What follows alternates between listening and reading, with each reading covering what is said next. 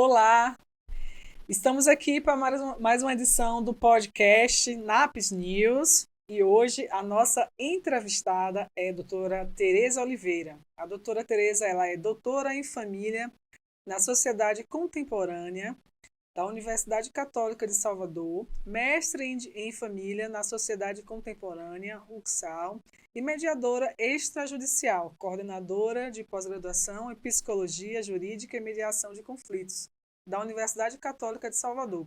Especialista em Direito Civil pela Fundação Faculdade de Direito da Bahia, UFBA, especialista em família, relações familiares e contextos sociais. Doutora, Olá. seu currículo é bastante extenso, hein? Obrigada. Que bom, seja muito bem-vinda para nós aqui do Grupo NAPS. É um grande prazer de tê-la aqui no nosso convívio, tirando algumas dúvidas, né? Conversando sobre temas tão importantes que tratamos aqui no nosso dia a dia. E hoje, deixando claro, a gente vai fazer uma restrição ao tema, vamos tratar de alienação parental e guarda compartilhada. Dentro do escritório aqui, por exemplo, é um dos temas mais importantes quando envolve o direito de família, né? Muitas questões são trazidas e aí eu gostaria de, pelo seu conhecimento na matéria, né, nos ajudar a mediar tantos conflitos, né? Não é isso? É sim. Fico muito feliz e muito obrigada pelo convite de estar participando com vocês aqui nesse bate-papo e esclarecer algumas dúvidas. O conhecimento é importante que seja levado para todas as pessoas para podermos evitarmos, né, alguns conflitos com as famílias e com os próprios filhos. Com certeza. Para isso que nós estamos aqui, para esclarecer e tentar fazer da nossa sociedade uma sociedade melhor e mais justa. Sim. Doutora, gostaria que a senhora esclarecesse para mim como a mediação familiar pode auxiliar os conflitos que envolvem alienação parental. Bem, primeiro eu quero dar uma breve explicação no que é a importância dessa mediação. A mediação familiar é importante que o casal possa dialogar e compreender que os conflitos vivenciados por eles não devem atingir os seus filhos. Porque parece muito fácil estarmos dialogando sobre isso, mas às vezes não é tão simples assim, é muito mais complexo, né? As pessoas estão passando por vários momentos de conflitos, de relações familiares às vezes não dialogada, conflitos como desemprego, o nascimento de um filho traz conflitos financeiro, mudanças de cidade, né, quando um profissional é transferido de uma cidade para outra, entre outros fatores, né, até o amor quando acaba também. Então, esse casal, ou independente do gênero, ele precisa, pelo menos, tentar dialogar para proteger a sua prole, os seus filhos, em relação àqueles conflitos vivenciados. Você me perguntou também sobre alienação parental. Sim, é isso? Sim. Bem, o que é alienação parental? Algumas pessoas não conseguem identificar muito bem a questão da alienação. Alienação parental, muitas vezes, é quando um dos genitores eles colocam falsas memórias para os seus filhos, né? E até mesmo falando mal de um dos pais, não só os genitores, mas toda uma rede de apoio familiar, como os avós, tios. No exemplo básico, quando uma mãe está falando com o filho, olha, vê se não vai ser igual seu pai não presta, seu pai nos abandonou, nos trocou por outra pessoa. Bem, primeiro que uma pessoa adulta não deve fazer isso, nem com uma criança, nem com um adolescente. Porque o conflito do final do relacionamento são das pessoas adultas, são dos genitores. Mas os sentimentos de tristeza, de abandono, da falta de responsabilidade afetiva de um dos pares, ela vai acabar atingindo aquela pessoa que um dos genitores tem, às vezes, amor, né? Tem afeto. Eu costumo dizer, não vamos romantizar relações familiares. Né? Não podemos romantizar relações familiares. É bem complicado mesmo. É muito complicado. Mas mesmo que aquele casal não tenha mais uma relação afetiva, amorosa ou sexual, eles precisam ter uma responsabilidade parental. No mínimo, né, No doutora? mínimo. Ninguém pediu para nascer. Mas Sim. se os filhos chegaram, há uma responsabilidade parental aí. Há uma responsabilidade afetiva com a saúde mental desses filhos. Então, a gente precisa, sim, fazer um processo educacional para se evitar a alienação parental. Interessante que a senhora falou aí, termina que parentes de uma das partes, elas também influenciam para o cometimento da alienação parental. Sim. Isso Também. daí, infelizmente, pesa, né? Porque a gente não termina que a rede quando a gente trata da alienação parental, ela se torna maior, né? Não é somente um companheiro ou um ex-companheiro, que também não a alienação parental acontece mesmo os companheiros estando convivendo, né? Sim, acontece sim. Porque olha só, nas realidades das nossas famílias contemporâneas, nós temos casais que estão separados, né? Há uma separação de corpos. Muitas vezes não há o divórcio e eles continuam morando sob o mesmo teto. Em função das dificuldades financeiras, Sim. ninguém quer abrir mão de um patrimônio do outro. E aí, como esse relacionamento afetivo tem um término, mas eles precisam estar dividindo os mesmos espaços e às vezes dividindo até mesmo as despesas de casa, e quem eles vão reclamar? Muitas vezes buscam, né? O culpado. Os filhos vão culpar os filhos. Alguns culpam os filhos, tá vendo? Terminou porque eu dava muita atenção. Ou se não, buscam os filhos para falar mal um do outro. Não só os pais, mas os avós, às vezes os tios, né? Toda aquela rede que nós chamamos de rede de apoio.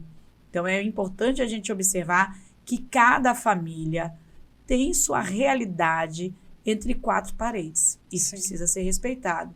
Então, os conflitos inerentes das famílias, da sociedade, tanto o conflito externo, que entra na própria rede de apoio, né, na própria família, no seu âmbito privado, quanto o âmbito privado também que interfere na sociedade. Um conflito familiar, ele vai interferir na escola dessa criança, Concordo.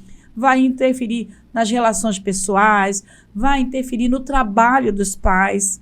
Então, é importante que esse casal, ou os casais, independente do gênero, possam aprender e reaprender o processo de, eu digo sempre assim, reeducação da boa convivência. Para muitos é um desafio, mas é possível. Sim, É possível. eu também acho. Doutora, como nós podemos identificar a alienação parental? Para ter aquele olhar um pouco mais sensível. Porque a alienação parental, apesar de ser assim, um tema bastante difundido, ainda é muito difícil identificar. Sim, é muito difícil identificar. Eu costumo dizer o seguinte: como é que os casais, tanto o genitor quanto a genitora, se remetem aos filhos dentro desse processo? Nós temos também a questão da autoalienação infligida. Não somente a alienação parental, mas a autoalienação. Bem, a autoalienação, muitas vezes, é quando, um exemplo, você com seu marido separaram, né? É um ex-marido, muitas vezes não é uma pessoa divorciada, isso também acontece nas relações de união estável. E aí, é seu filho, é o dia da visitação. Aí você diz para o seu filho assim: olha, seu pai não veio porque seu pai não gosta de você. Ele hoje preferiu ficar com a outra pessoa. E não chame ela de tia, porque ela não é sua tia. Ela não é nada sua. Então, seu pai não veio porque ele fez uma escolha. Aí, quando esse pai chega, muitas vezes no dia da visitação, você diz para ele: olha, ele não quer ver você. Eu não sei. Já fiz de tudo para ele te visitar. E ele não vai visitar. Isso, essa pessoa, no caso a genitora, não estou falando aqui da mãe, mas muitas vezes é o homem também que faz isso, ela está fazendo uma autoalienação, que nós chamamos autoalienação infligida. Na verdade, quem está fazendo a alienação é ela. E olha, identificar essa alienação parental e essa autoalienação é muitas vezes pelo psicólogo jurídico, pelo psicólogo que vai estar fazendo uma terapia. Eu sempre digo, olha, as famílias precisam passar por terapias. Concordo, doutora. Sabe? Porque não é o corpo jurídico que vai dizer isso é uma alienação parental, até porque nós não temos essa formação. nós temos indícios. Sim. E conforme nós temos indícios e conhecimento, nós iremos procurar um outro profissional. O direito de família, ou o direito das famílias, ele não anda sozinho. Não somos um código, não somos uma lei. Nós somos famílias que têm afetos, que têm dores, que passam por processos de lutos simbólicos também. São emoções ali, todos os dias. Nós vamos sair daqui e nós temos as nossas famílias, nós temos os nossos conflitos. Então, nós precisamos de uma rede de apoio interdisciplinar ou transdisciplinar para podermos auxiliar essas famílias a reconhecer também que elas estão alienando e prezar pela saúde mental de si próprio e dos seus filhos. Porque senão a família está adoecida. Sim. E esse reconhecimento, ele é complicado. Você se reconhecer. Sim. É muito complicado.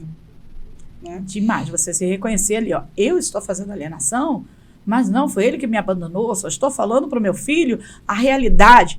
Mas é a realidade do casal. O filho não tem nada a ver com as relações de conflitos do casal. A mediação familiar, ela vem nesse sentido, para que as partes possam dialogar, buscar uma retomada do canal de comunicação dos seus próprios conflitos, daquilo que eles deixaram de se comunicar. Existe também, entre casais, abandono afetivo do casal. Então, se o casal se sente abandonado, ou a mulher se sente abandonada por aquele marido, ou ela dedica-se muito àquele filho, um amor absoluto àquele filho, e ela, mesmo sem a percepção, sem ela compreender o que é essa alienação, ela vai estar alienando. Não é muitas vezes algo consciente, pode ser algo inconsciente. Inconsciente. Entendeu? Não é fácil não, viu? Não é fácil não. Bem, nesse contexto, doutora Tereza, eu gostaria que a senhora me falasse um pouquinho, talvez você já tenha até entrado no tema, sobre os conflitos dos casais na contemporaneidade. Bem, eu sempre digo que um dos maiores conflitos que nós estamos vivendo hoje é o conflito do silêncio. Ou o conflito daquela felicidade, sabe aquela felicidade eterna ali? Tipo de fachada. Tipo de fachada. Os casais de fachada, porque muitas vezes os casais, aquilo que eu acabei de falar, convivem no mesmo espaço, eles até dormem na mesma cama, mas eles não conseguem dialogar. Às vezes, o final de um relacionamento, aquele relacionamento que está passando por uma fase conflituosa. É difícil. Agora eu me lembrei de uma situação. Eu vou ser bem sincera, eu não sei como é que as pessoas conseguem falar mais no WhatsApp do que pessoalmente. Exato. Mas hoje a gente vive esse mundo de WhatsApp, né? Eu conheço pessoas que falam mais no WhatsApp, casais, do que pessoalmente. Pessoalmente parece que não tem muito assunto, não tem muito né? assunto, ou senão eles deixaram de se olhar. Deixaram de lado aquela amorosidade, até pelo dia a dia do trabalho, das suas prioridades. Você falou aqui algo extremamente importante. As pessoas passam mais tempo conectadas do que conexão, né? Há uma diferença de você ter uma conexão de almas, uma conexão de pertencimento com a família. A família está sendo realmente estudada e tendo uma identidade que a gente precisa ressaltar. Independente da tua configuração familiar, se é uma mãe solo, se é um pai solo, uma família recomposta, uma família nuclear, uma família homoafetiva, as pessoas, os membros dessas relações precisam manter o diálogo. Precisamos valorizar esse momento de almoçarmos juntos, quando possível, jantarmos, de assistirmos um programa de televisão, uma Netflix em família, sim. Entre os casais também, para que possamos, né, ter um olhar de diálogo. Porque se você só conversa com o outro, é mais fácil mandar um emoji para você, mandar um coraçãozinho, mandar uma bonequinha, mandar um beijinho. Aí quando você chega, você não sabe nem como abraçar uma pessoa. Não sabe mais abraçar, não sabe mais beijar. Distante, né? E aí o que está acontecendo? Conflitos, nós temos mais índice de divórcios, Sim. Né? Os divórcios, com a pandemia. Já ia dizer, a pandemia veio aí com esse número. Mostrou assim, peraí, eu tô casada há tanto tempo, você vive com uma pessoa, não te conheço? As mesmas reclamações, ou surgiram novas reclamações, as pessoas perderam a paciência com os filhos, com o casal, né? Então, o que a gente se tornou?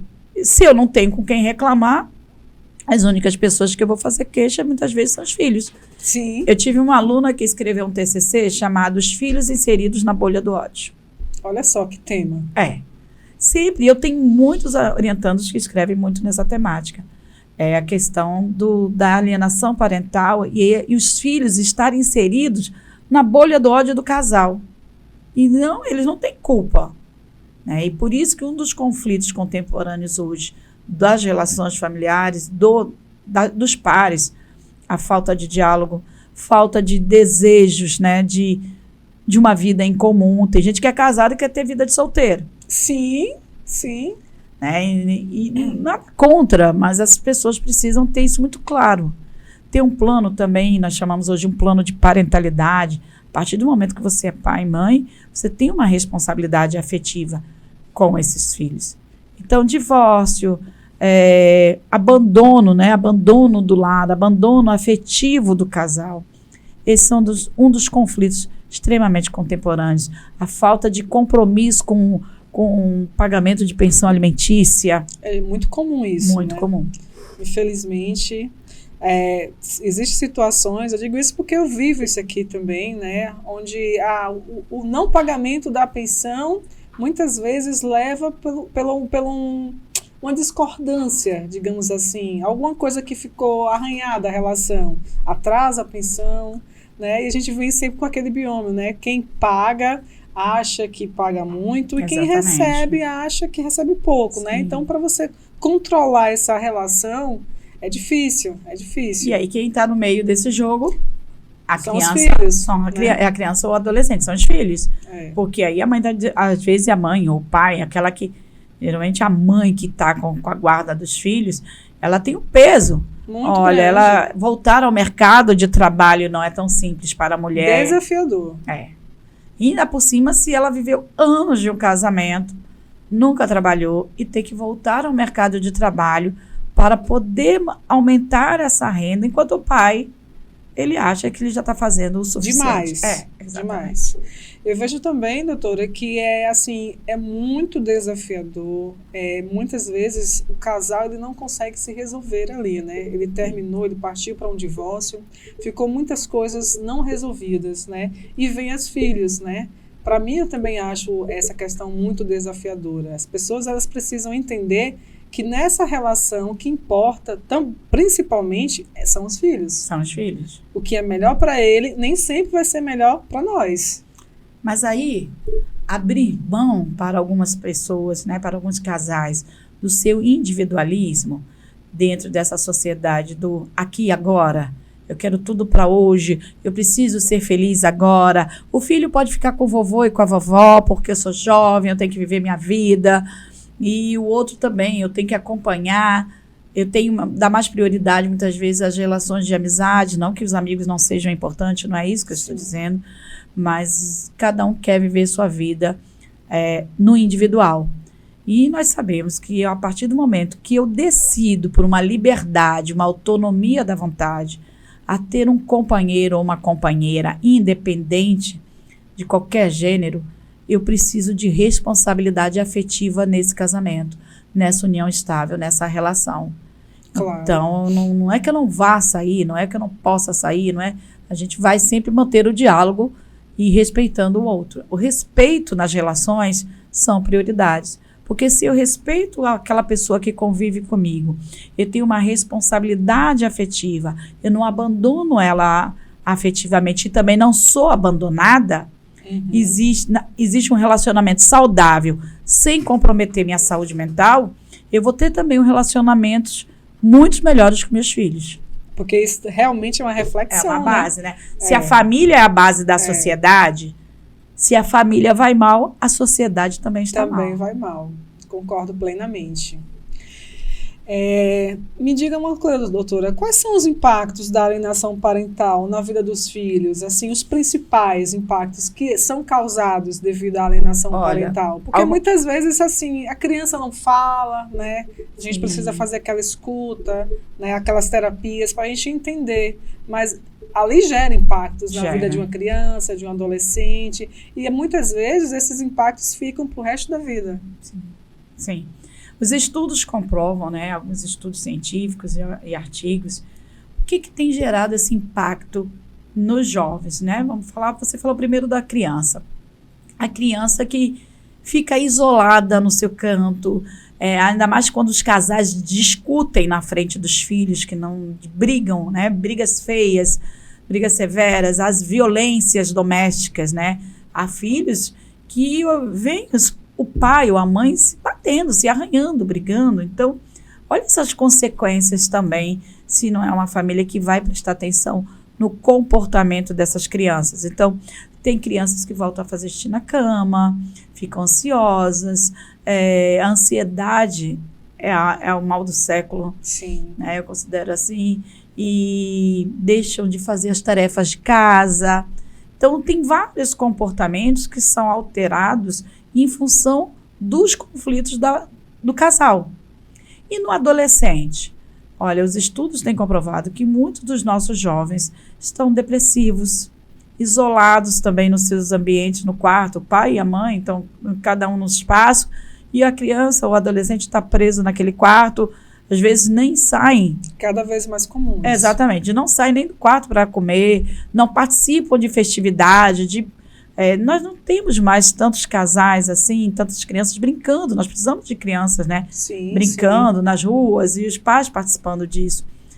Mutilações entre os adolescentes, alguns jogos que de vez em quando aparecem, como tivemos a baleia azul, né? Lembra? Que aí, preste atenção. O suicídio também entre os adolescentes. Então, onde que a família está se perdendo numa sociedade do consumo, numa sociedade do aqui e agora, numa sociedade que vive feliz o tempo inteiro, para evitarmos essas separações dos filhos. Eu já não falo das separações dos casais, porque é melhor um casal estar separado, divorciado e garantir a saúde mental dos seus filhos do que viver juntos, brigando, infernizando aquela vida da família, né? Porque tem gente que já levantou, já está reclamando de uma louça suja, já está reclamando se não fez. Então, quem tem que resolver esses conflitos são os adultos. Mas não resolve. Não resolve. Vezes, né? Fica postergando. Porque nós não fomos ensinados a dialogar. Eu sempre digo o seguinte, as gerações. Nós temos gerações X, Y e Z. As gerações mudaram. Os nossos pais, eu lembro da minha mãe, sempre conversava, botava a gente, você tem que estudar.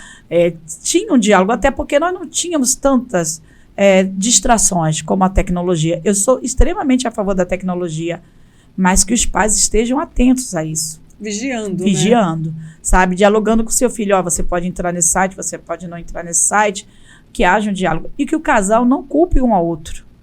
Porque se algo não está bem, tem eu não digo que é a culpa, mas tem um ruído de comunicação, uma falha de comunicação no desejo desse casal em manter esse relacionamento e manter também o cuidado e responsabilidade, que é uma responsabilidade dos pais, dos genitores, sobre a conduta dos filhos. Eu vou falar um fato que aconteceu comigo. Eu estava num restaurante uma certa vez, e aí eu vi um casal com 2 filhos. 4 pessoas, cada um com celular diferente. Cada um no seu celular, vivendo aquele mundo. E a senhora falando tudo isso, veio um filme, né? Lembrei desse fato que eu achei muito estranho, né? Porque a gente termina não dando valor àqueles momentos tão pequenos, mas tão significativos para a gente manter o elo afetivo em uma relação. Você falou os momentos de qualidade. Sim, sim. Você pode trabalhar o dia inteiro, eu posso trabalhar o dia todo, mas qual o tempo de qualidade que nós temos com as nossas famílias?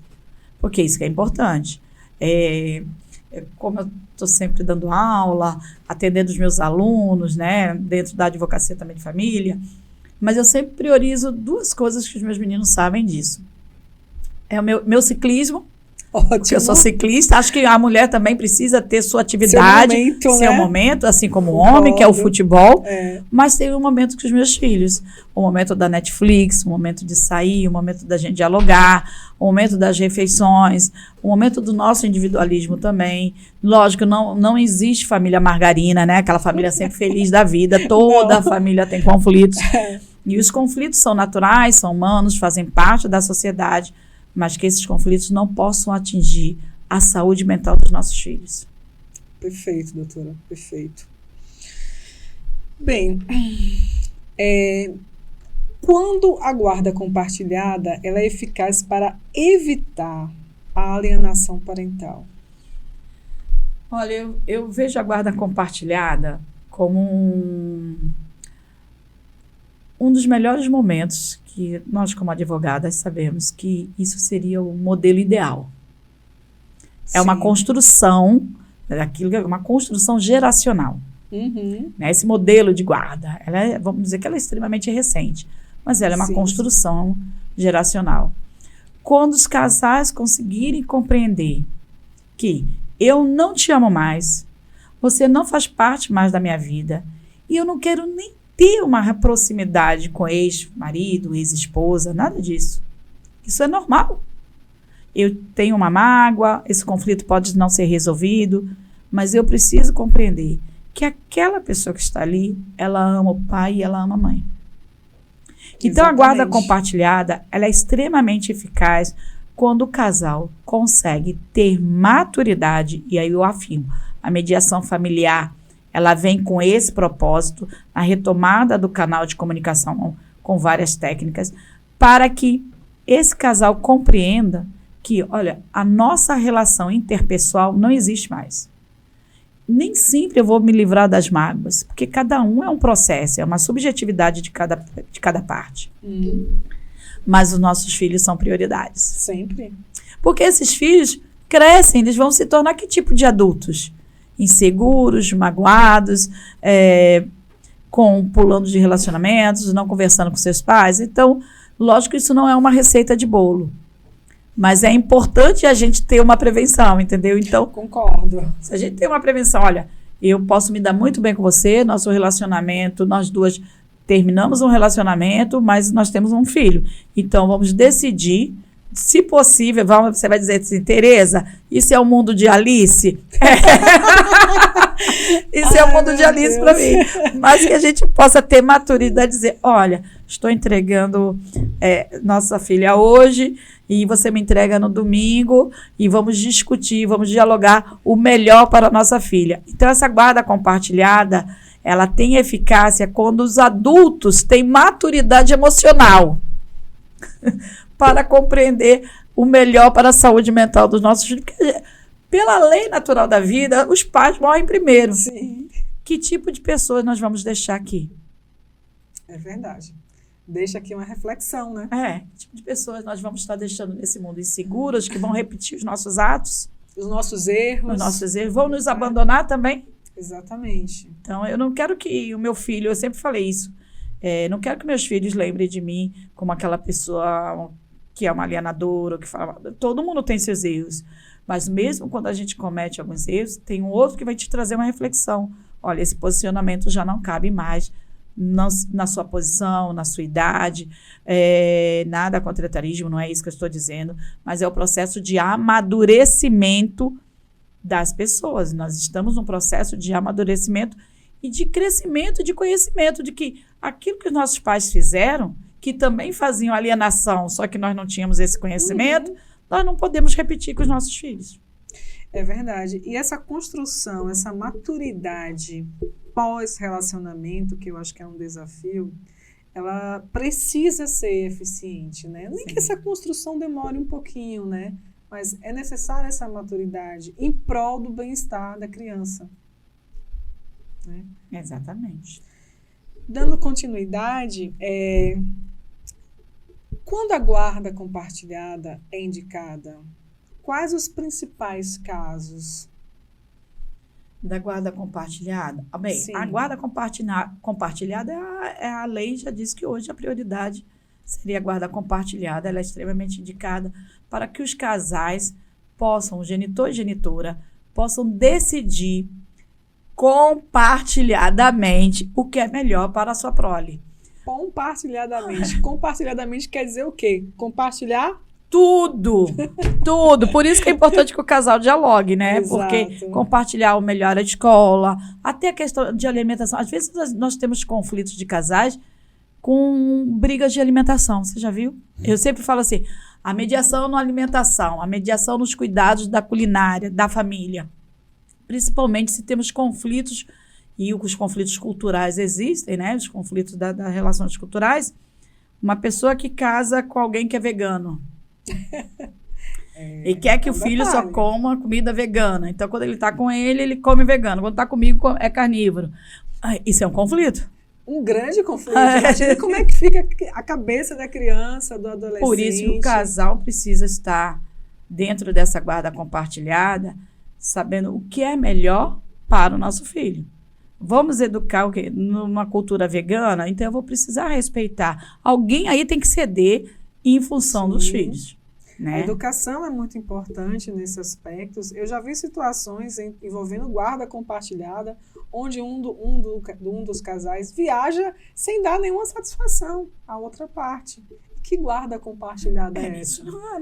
Não compartilha as coisas, as decisões. Quer ver o que é pior para mim? Quando temos assim, nós duas advogamos, o cliente te liga e quer saber se ele deixa aí com quem fica o São João, por exemplo. Esse é um dos conflitos agora que vamos ter. São João. O São João.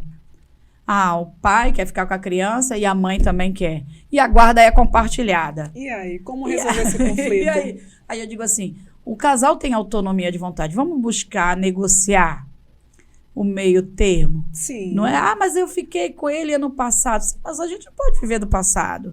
A criança viveu uma fase naquele passado, agora ela vai viver o futuro. Então, nesse São João, como é que a gente pode negociar? Eu digo, a vida é uma negociação. Vamos negociar. Mas São João cai no domingo. Então, você vai poder trazer no final da tarde? Não posso.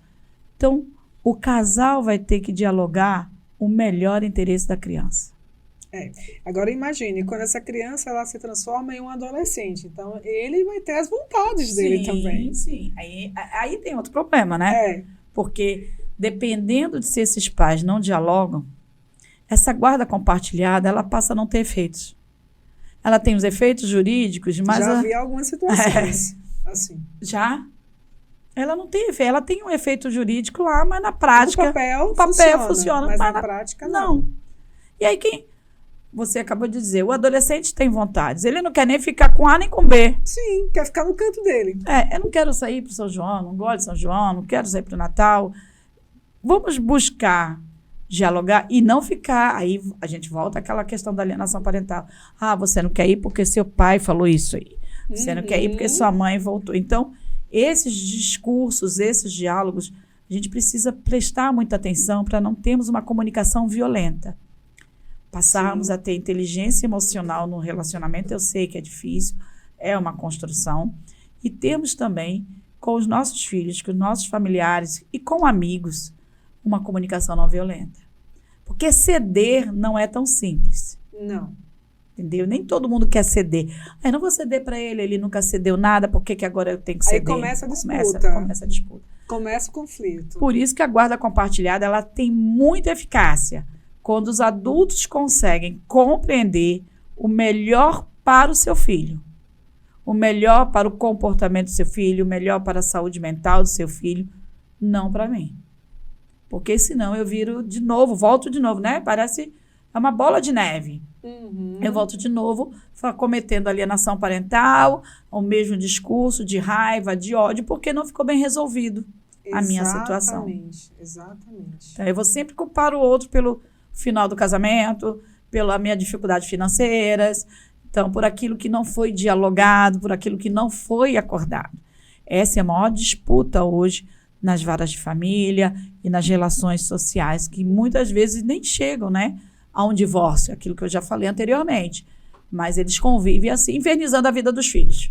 É assim, uma verdadeira disputa, né? Porque a gente sabe, inclusive, por exemplo, aqui a gente tem alguns casos de guarda compartilhada, onde o cliente ele mora em outra cidade, e aí quando é para pegar esse filho menor de idade, é um grande transtorno, mesmo sendo uma guarda compartilhada. Ou seja, a guarda compartilhada, ele existe muito bonitinha no papel, Sim.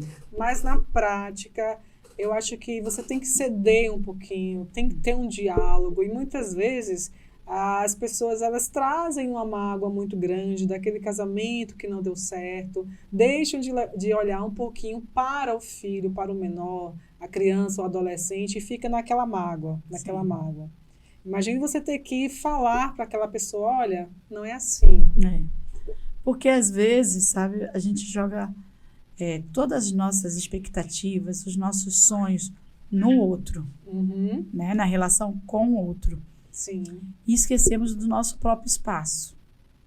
Então, quando isso acontece, você vai buscar um culpado.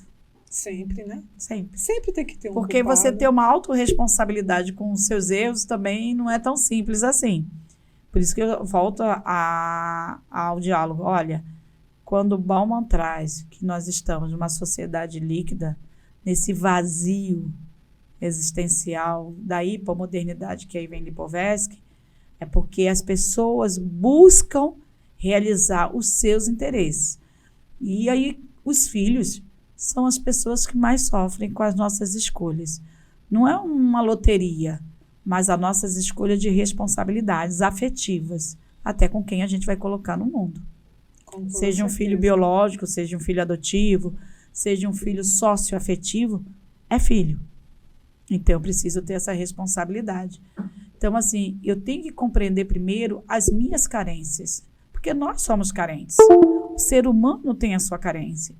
E o que a gente tem visto, né, dentro do mundo jurídico e das relações interpessoais são como nós estamos buscando os relacionamentos. Se eu vou buscar um relacionamento que acho que naquele momento aquilo me atende, mesmo eu sabendo que está errado, que me magoa, que me ofende, que me violenta, mas eu preciso ter alguém ao meu lado, quando a pessoa diz assim, não quero mais, ou já chegou num nível do casamento de extrema violência, eu vou me vingar muitas vezes com o filho. Eu vou fazer com que esse filho também entenda, olha, fazer uma alienação parental com esse filho, com essa criança, em função desse genitor ou da genitora. Então, é importante que a gente também tenha essa maturidade de saber como e quando eu começo meus relacionamentos. Sim, e isso é tão importante, e eu vou falar uma coisa para a senhora, muito comum, Sim. muito comum. A gente não pode fechar os olhos que isso é uma grande realidade, né? É um problema sério das famílias. Doutora, a mediação de conflitos é uma forma de evitar a alienação parental? Sim, eu vivo a mediação e eu acredito muito na mediação de conflitos.